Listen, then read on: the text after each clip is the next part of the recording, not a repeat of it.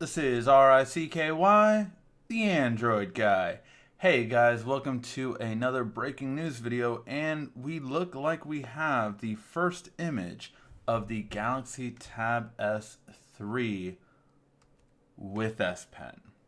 Yes, this is coming from Roland. There is his handle on Twitter. Make sure to check out the link as well, because this does come from a website called Win Future, and it's our first look at this device. And this is a device that a lot of you have been asking me about and just telling me, what are we getting from the next Samsung tablet? And it looks like we're getting an S Pen as well. So that's the big news here, is that we look like we're getting an S Pen, but they're not calling it a Note tablet. Now, the big worry I have is that there was rumors that that S Pen would be outside of the tablet, not inside.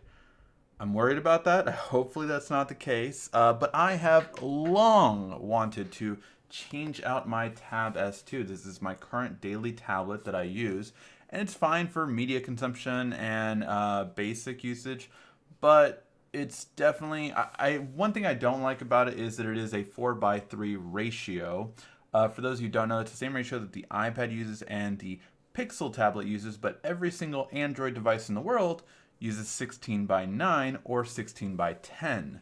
And I don't like the 4:3 ratio because guess what? Android tablets aren't meant for it. Google's own apps never looked right on the Pixel tablet. And I think that's a big miss for Android tablet makers not to realize that, look, we get it that people like that style for iPad, but Android is not meant for that ratio at all. iPads aren't even iPads are meant for that ratio, but even the phones have gone away from that ratio. Apple long changed to a 16:9 on the iPhone 5. So that ratio is going away. That ratio is the standard ratio, by the way, for those who don't know, for like photos, things like that. That's a traditional ratio. 4:3 is a traditional photo printed ratio, and that's why it was used. But I really just don't care for it on my tablet. Now, what else are we getting with this tablet? Well, we have gotten word that it is going to be, and I just lost that page, and I think I just lost it. Okay, but it is going to be an octa-core processor with the Snapdragon 820. So, or I think that's an octa-core, not a quad-core. I could be wrong on that. Hopefully, I am not though. So, but that's what we're getting, and 4 gigs of RAM. It will have a fingerprint scanner, as we see on there.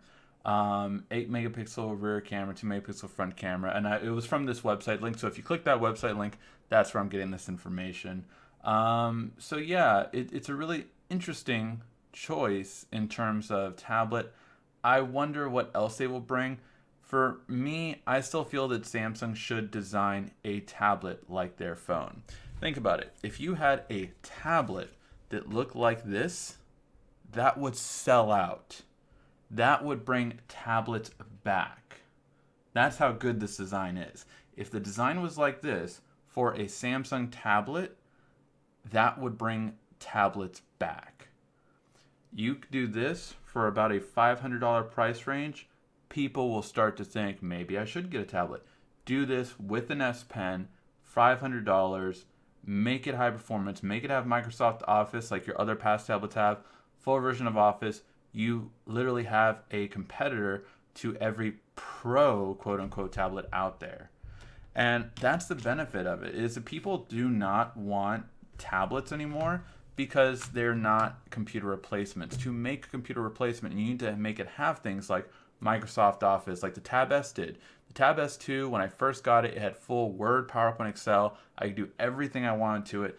Now Microsoft's kind of updated that and it doesn't look as good as it used to, and it feels like they've taken away features that were free with this version on the Galaxy App Store.